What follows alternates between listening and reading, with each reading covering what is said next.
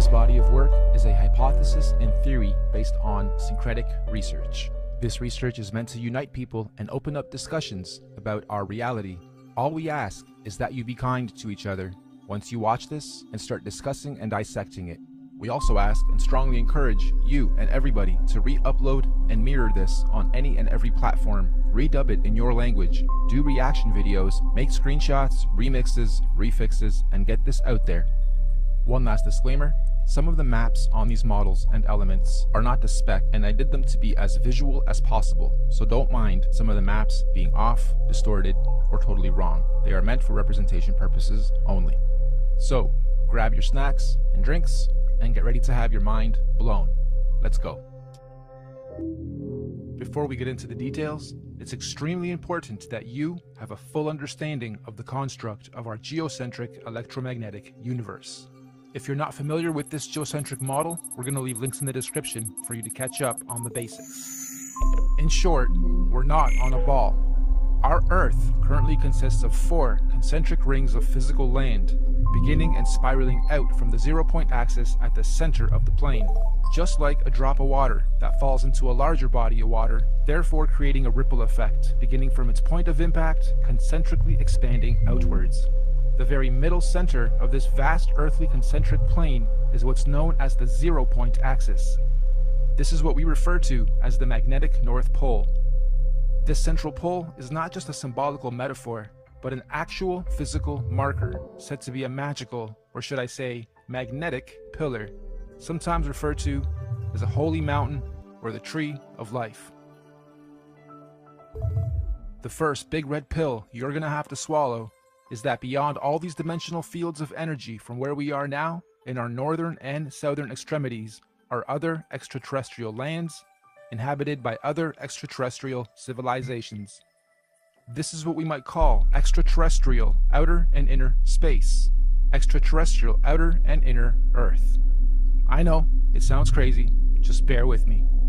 Each of these 4-dimensional rings of Earth have their own lunar, solar systems and seasons, and their own sun and moons, which would be our current 7 wandering stars. Saturn and Jupiter being the solar sun and lunar moon of the outermost ring, domain or realm of Earth. Mars and Venus being the solar sun and lunar moon of the next concentric domain of Earth inside that. This Mars and Venus domain would be the main realm beyond our southern Antarctic boundary and the Aurora Australis electromagnetic field. Then, of course, we have our own solar sun, Apollo, and lunar moon, Artemis, in this domain. And last but not least, Mercury within the inner central realm beyond our northern Arctic boundary and Aurora Borealis electromagnetic field. This inner star, Mercury, is androgynous, both a solar sun and lunar moon in one. It's sometimes referred to as the inner Earth Sun or Black Sun or Planet Nibiru or Planet X.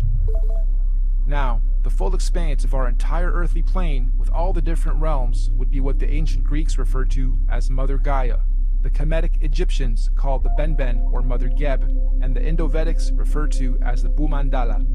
In this presentation, we're going to explain and show how this spiral expansion of space, time, and matter began and continues to be. Let's go. This calendar is a modern interpretation and mix of the Aztec Mayan calendar, Egyptian Dendra stone, the various Chinese and Indian Dharma wheels, as well as other ancient cosmological and universal clocks and calendars. Many ancient cultures, civilizations, mystics, and researchers have created and depicted various cosmic clocks and calendars over the ages. Some simple, others complex, but one thing is for sure. They all knew that all time operates in a cyclical pattern. They knew that everything in existence has a beginning, a middle, and an end. Birth, experience, growth, and death. Sunrise, midday, sunset, midnight. Spring, summer, autumn, winter. Iron, bronze, silver, gold. You get it. So our cosmic calendar of time is a macrocosmic and syncretic mirror reflection of those observable microcosmic clocks, calendars, cycles, and seasons of time. And as always, our research is embedded on the foundation of natural and observable everyday reality. Hopefully, by the end of this presentation, you will have a better understanding of how different ages, races, civilizations, and realms have come about over time within our electromagnetic cosmic egg universe. So in order to understand our calendar better, we need to break down something known as an epoch. Our epoch here is going to be 24,000 years for one full cycle. What is the definition of an epoch?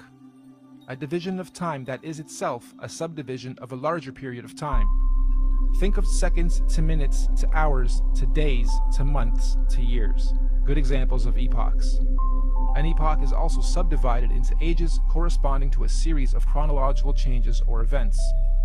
An epoch can sometimes be referred to as an era, age, period, time, eon, span, stage, or point in history. Universal epochs are also sometimes referred to as a platonic year or a cosmic day. Just like a clock striking 12 and starting another cycle or day. So our epochs are 24,000 years, reflective of our natural 24-hour day and clock. 24 hours in a solar day, 24,000 years in a cosmic day. The first thing we're going to do is lay a typical 12-hour dial. We're going to follow this by also laying 12 months of the year, and follow that ring by a ring of the 12 zodiac signs matching up to each month. The next ring is going to represent our 4 seasons: autumn, winter, spring, and summer. The ring inside this one is going to represent our 24-hour clock, with 6 p.m. being represented at 12. The next ring is our meridian. We have midnight, quarter past, half past, and quarter to. And inside this ring are going to be our 4 concentric lands, eras, ages, civilizations, and solar systems. As stated, we've already had 4 epoch cycles, and we are currently a quarter past the 5th. Now, just as there are 4 earthly physical realms, there are also 4 physical humanoid root races associated with the creation of each realm. These 4 root races are the Hyperboreans, Lemurians, Atlanteans, and Aryans. But there's also a 5th race of beings that lives in the center, Mount Meru, of our Earth. This is the Master Root race, the Polarians. Unlike the other 4, the Polarians are semi-ethereal, meaning not completely physical beings. They do not have a definitive skin pigment, size, color, or race. Having said that, they are often depicted as being somewhat indigo-bluish, translucent beings.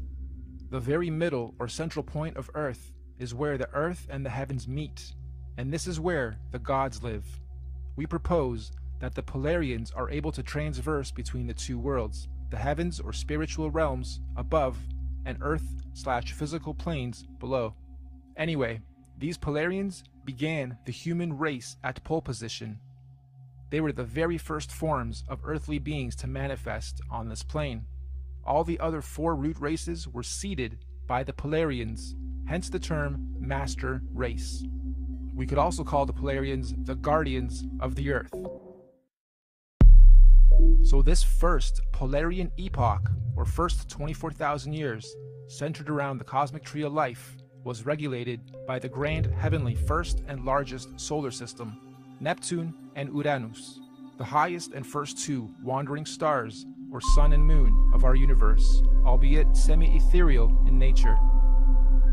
And, at the end of their epoch, the Polarians completed their first cycle or circle of cosmic time, 24,000 years of experience. This was the end of their epoch. At this point, the Polarians created their very first physical manifestation, and so the Hyperboreans realm and root race are created. A new physical paradigm emerges, unfolding out of the North Polar Center Axis, aka the very first ripple. We could also say the tree